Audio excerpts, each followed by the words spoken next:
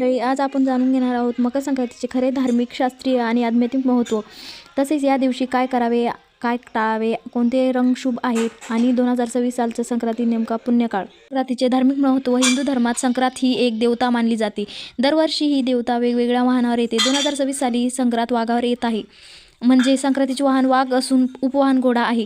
संक्रांत देवीने पिवळ्या रंगाचे वस्त्र परिधान केलेले आहे. हातामध्ये गदा, कपाळावर केशरी टिळा. याचा अर्थ या वर्षी साहस, शौर्य पण संयमाची गरज जास्त आहे.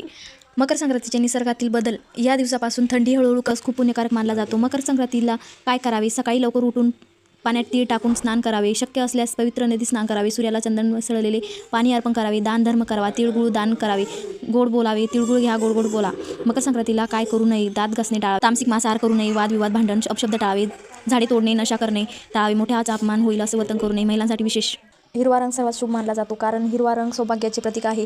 विवाहात हिरव्या रंगाच्या बांगड्या, हिरवा चुडा वापर. धर्मशास्त्रानुसार हिरवा रंग आयुष्य वाढवतो. त्यामुळे हिरवी साडी, हिरवा ब्लाऊज, हिरवे दागिने हे घालणे अतिशय शुभ मानले जाते. इतर शुभ रंग पिवळा समृद्धी, केशरी ऊर्जा, गुलाबी सौभाग्यता, काळा रंग टाळावा. मकर संक्रांत 2026 पुण्यकाळ.